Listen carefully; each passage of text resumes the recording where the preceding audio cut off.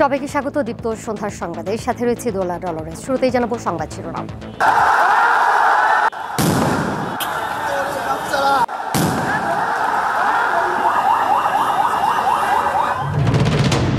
প্রকৌশল শিক্ষার্থীদের সাথে পুলিশের সংঘর্ষে আহত অন্তত ৬০, দাবি যাচাই ৮ সদস্যের কমিটি। ভারতীয় পণ্যে যুক্তরাষ্ট্রের অতিরিক্ত শুল্ক কার্যকর, ট্রাম্পের ফোন ধরেননি মোদি, বলছে গণমাধ্যম। অনূর্ধ্ব-17 নারী সাফ চ্যাম্পিয়নশিপে নেপালকে ৪-১ গোলে হারালো বাংলাদেশ, প্রীতির হ্যাট্রিক।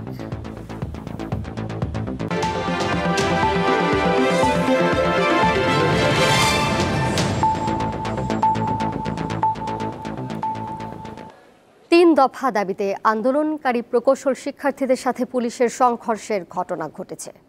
এ সময় পুলিশ শিক্ষার্থীদের ছত্রভঙ্গ করতে টিয়ার শেল ও সাউন্ড গ্রেনেড নিক্ষেপ করে। এক পর্যায়ে তাদের উপর লাঠি চার্জ করা হয়। এতে অন্তত ৬০ জন আহত হয়েছে বলে দাবি শিক্ষার্থীদের।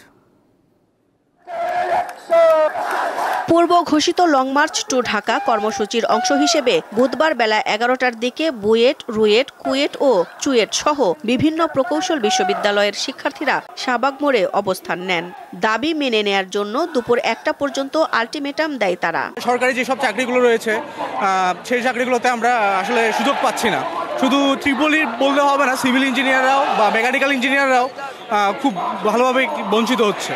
9th গ্রেডে যে কোটার মাধ্যমে যে প্রমোশনগুলো পাচ্ছে ডিপ্লোমারা, আমরা চাই এই জায়গায় হচ্ছে যোগ্যতার ভিত্তিতে আমাদেরকেও সুযোগ দেওয়া হোক।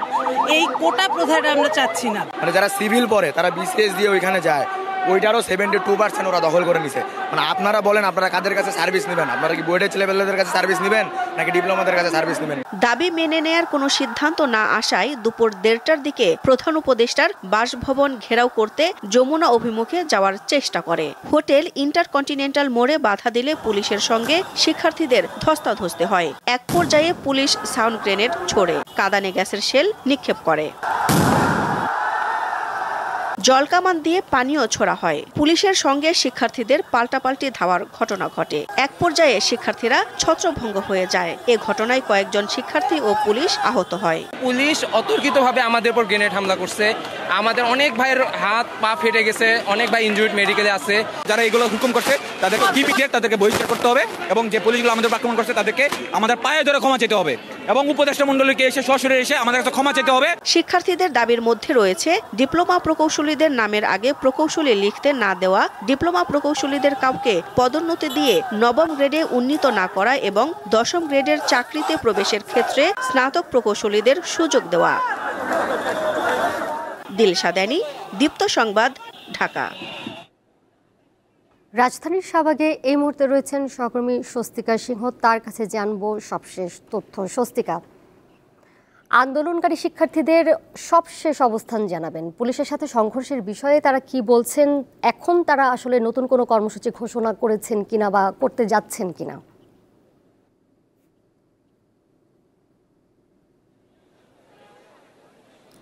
দোলা, এই মুহূর্তে কিন্তু আমি শাহবাগে অবস্থান করছি এবং ইন্টারকন্টিনেন্টালের সামনে থেকে তারা কিন্তু একটি ব্রিফিং করেছেন এবং সেই ব্রিফিং করে কিন্তু তারা শাহবাগে এসে অবস্থান নিয়েছেন এবং তারা কিন্তু ৫ দফার যে দাবি সেই তাদের সেই ব্রিফিংয়ের মধ্যে কিন্তু ৫ দফার যে বিষয়টি সেই বিষয়টি তারা উল্লেখযোগ্যভাবে কিন্তু তারা বলেছেন যে সরকারের থেকে যে একটি পরিষদ গঠন করা হয়েছিল তাদের এই দাবি দেওয়া নিয়ে, সেই যে উপদেষ্টা পরিষদের যে কমিটি সেই কমিটিকে কিন্তু তারা পূর্ণাঙ্গভাবে প্রত্যাখ্যান করেছেন এবং নতুন করে সংস্কারের কথা বলেছেন। পাশাপাশি কিন্তু তারা বলেছেন যে স্বরাষ্ট্র উপদেষ্টাকে এই আন্দোলনকারীদের কাছে আসতে হবে, এসে এবং ক্ষমা চাইতে হবে এবং সেই তার পাশাপাশি কিন্তু ৩ জন উপদেষ্টার কথা তারা বলেছেন, আইন উপদেষ্টা এবং আদিলুর যিনি উপদেষ্টা রয়েছেন, আবার রেজওয়ানা। এই ৩ উপদেষ্টাকে ঘটনাস্থলে আসতে হবে, এসে তাদের কাছে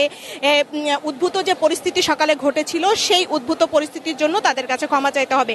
পাশাপাশি এই ঘটনার কে কেন্দ্র করে তার যত শিক্ষার্থী আহত হয়েছিলেন তাদেরকে বিনামূল্যে চিকিৎসার ব্যবস্থা করতে হবে এবং হামলাকারী যেসব পুলিশ ছিল এই ঘটনার পেছনে তাদেরকে চিহ্নিত করে তাদেরকে বহিষ্কারের ব্যবস্থা করতে হবে এবং পাশাপাশি কিন্তু তারা বলেছেন তা এই সকালের যে উদ্ভূত পরিস্থিতি এই পরিস্থিতির মধ্যে দিয়ে কিন্তু তাদের ৫০ থেকে ৬০ জন শিক্ষার্থী আহত হয়েছেন এবং তারা তারা কিন্তু বলেছেন তাদের এই যে 5 দফা নতুন যে দাবি তারা দিয়েছেন, এই 5 দফা যত সময় না পর্যন্ত মানা হবে তত সময় পর্যন্ত কিন্তু তারা এই শাহবাগেই অবস্থান করবেন।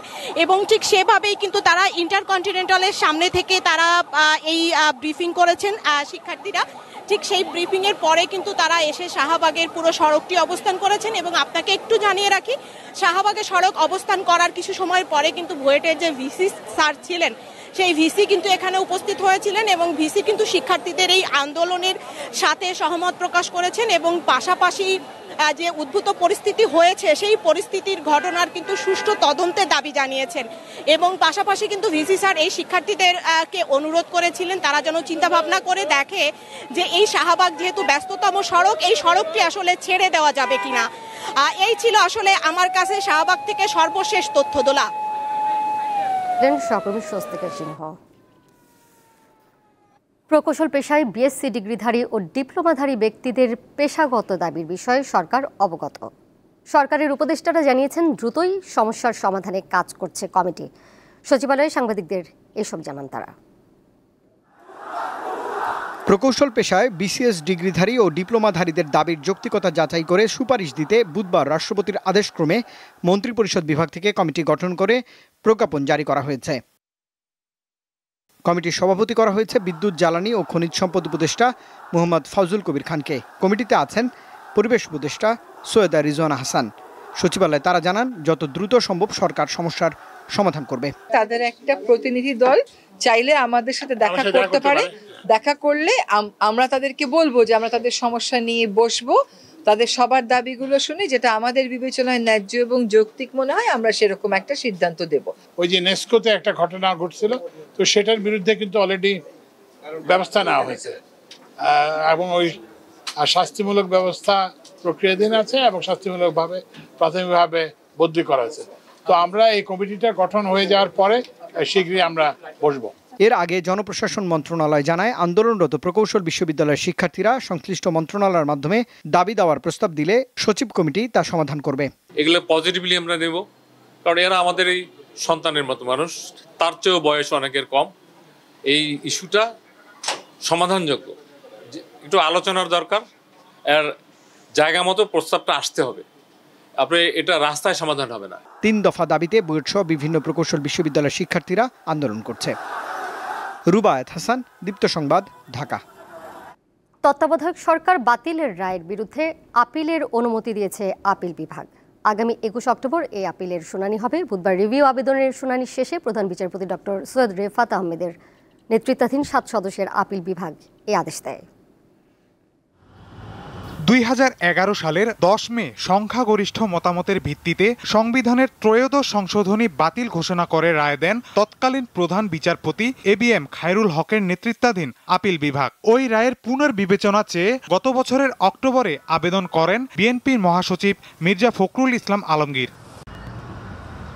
এছাড়াও আবেদন করেন জামাতে ইসলাম এবং সুশাসনের জন্য নাগরিক সুজন সম্পাদক বদিউল আলম মজুমদার সহ 5 বিশিষ্ট ব্যক্তি। এর আগে বিএনপি ও জামাতের পক্ষ থেকে খায়রুল হকের দেয়া রায়টিকে বিতর্কিত উল্লেখ করে তা বাতিল চান আইনজীবীরা। তার এই জাজমেন্টের কারণে যত আয়নাঘর বলেন, হাজার হাজার মানুষকে গুম বলেন, লক্ষ লক্ষ মামলা বলেন এবং এই ফ্যাসিস্ট সরকারের বিনা ভোটে নির্বাচন বলেন, সবকিছু এই খায়রুল হকের এই জাজমেন্টের ফলে হয়েছে। আশা করি যে প্রতিকার পাবো। আমরা আশা করি যে ত্রয়োদশ সংশোধনী মামলার আপিল বিভাগের রায়টা বাতিল হবে। তত্ত্বাবধায়ক সরকার বিধান বাতিল করে গণতন্ত্র ধ্বংসকারী সাবেক প্রধান বিচারপতি খায়রুল হকের শাস্তির দাবি জানান অ্যাটর্নি জেনারেল।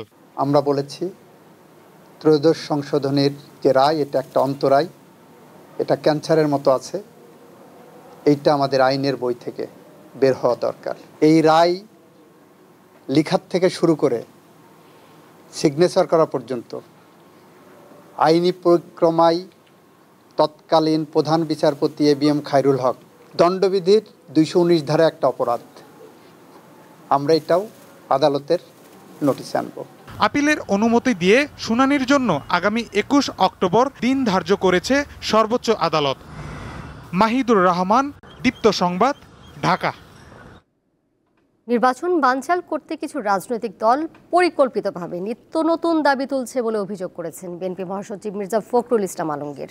বুধবার জাতীয় প্রেসক্লাবে বর্ষিয়ান রাজনীতিক কাজী জাফর আহমেদের 10ম মৃত্যুবার্ষিকী উপলক্ষে আয়োজিত আলোচনা সভায় তিনি সব কথা বলেন। মির্জা ফখরুল বলেন, দুর্ভাগ্যজনকভাবে কিছু রাজনৈতিক দল ও মহল এমন দাবি তুলছে যার সঙ্গে মানুষ পরিচিত নয়। দেশের মানুষ সংখ্যানুপাতিক বা পিআর পদ্ধতি বোঝে না, এটা বুঝতে সময় লাগবে। এলাকায় একজন অত্যন্ত জনপ্রিয় মানুষ আছে সলিউদ্দিন সাহেব, আপনার তাকে রক্ষা করে ভোটটা দিলেন, কিন্তু দেখা গেল পরিবর্তন হয়ে গেল, সে পার্লামেন্ট মেম্বার হয়ে গেল, সে ভালো না। এই বিষয়গুলো কিন্তু এখনো আমাদের কাছেই পরিষ্কার না, বা সাধারণ মানুষের কাছে পরিষ্কার নয়। এগুলো নিয়ে তারা হুমকি দিচ্ছেন, কথা বলছেন এবং অত্যন্ত জোরে সোরে হুমকি দিচ্ছেন। জুলাই গণ অভ্যুত্থানে রংপুরের বেগম রোকেয়া বিশ্ববিদ্যালয়ের শিক্ষার্থী আবু সাইদ হত্যার ঘটনায় দায়ের করা মানবতা বিরোধী অপরাধের মামলার শুনানি শুরু হয়েছে। বুধবার সূচনা বক্তব্য উপস্থাপনের মধ্য দিয়ে মামলার আনুষ্ঠানিক বিচার শুরু হয়। আগামীকাল আবু সাইদের বাবা মকবুল হোসেন ট্রাইব্যুনালে প্রথম সাক্ষ্য দেবেন। বিচারপতি নজরুল ইসলাম চৌধুরীর নেতৃত্বাধীন 3 সদস্যের বিচারিক প্যানেলে বক্তব্য উপস্থাপন করা হয়। চিফ প্রসিকিউটর আদালতে আন্দোলনের সময় বেগম রোকেয়া বিশ্ববিদ্যালয়ের প্রেক্ষাপট তুলে ধরেন। শুনানিতে রোকেয়া বিশ্ববিদ্যালয়ের সাবেক প্রক্টর শরীফুল ইসলাম, কনস্টেবল সুজন চন্দ্র রায় এবং ছাত্রলীগ নেতা ইমরান চৌধুরী সহ 6 জন ট্রাইব্যুনালে উপস্থিত ছিলেন।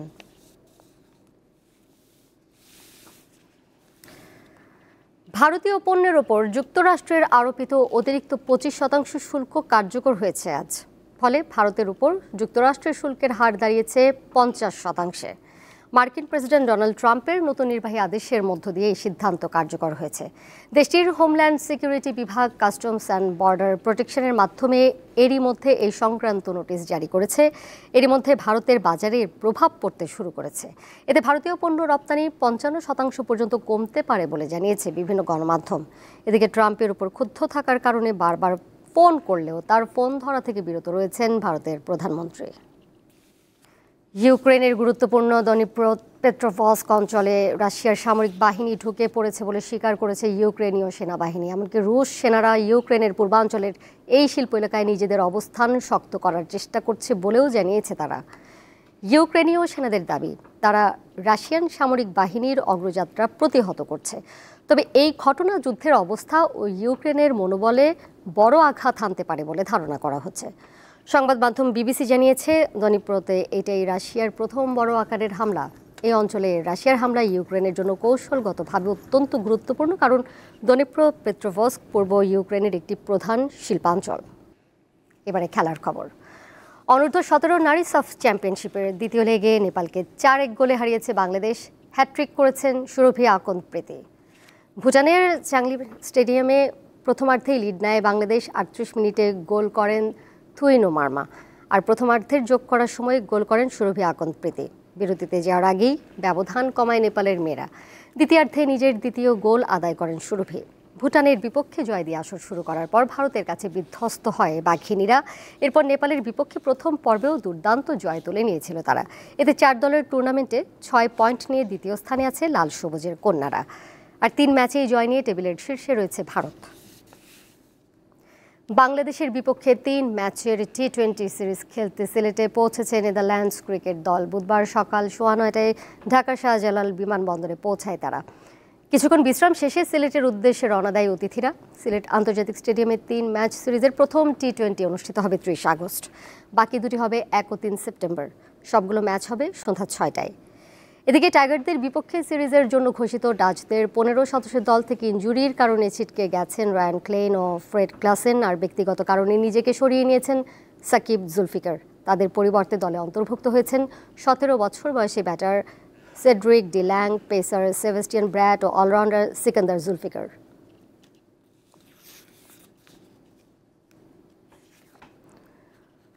29 আগস্ট মালয়েশিয়ার বিপক্ষে ম্যাচ দিয়ে এশিয়া কাপ হকির মিশন শুরু করবে বাংলাদেশ দল। টুর্নামেন্টে অংশ নিতে এরই মধ্যে ভারতের বিহারে পৌঁছেছে বাংলাদেশ হকি দল।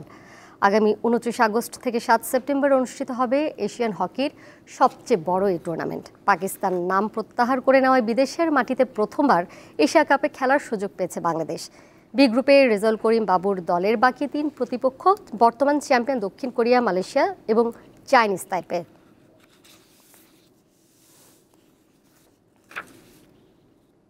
সন্ধ্যার সংবাদ শেষ করব, যাবার আগে শিরোনামগুলো জানিয়ে দিব আরও একবার। প্রকৌশল শিক্ষার্থীদের সাথে পুলিশের সংঘর্ষে আহত অন্তত 60, দাবি যাচাইয়ে 8 সদস্যের কমিটি।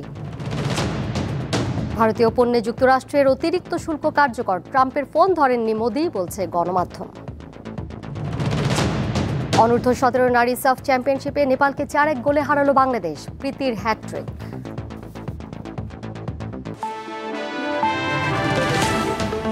এই ছিল এখনকার মতো। পরের সংবাদ দেখবেন রাত 11টায়। এছাড়াও আরও তথ্য এবং বিনোদনের নানা খবরাখবর জানতে যুক্ত থাকুন দীপ্ত ডিজিটাল প্ল্যাটফর্মে। ধন্যবাদ সবাইকে।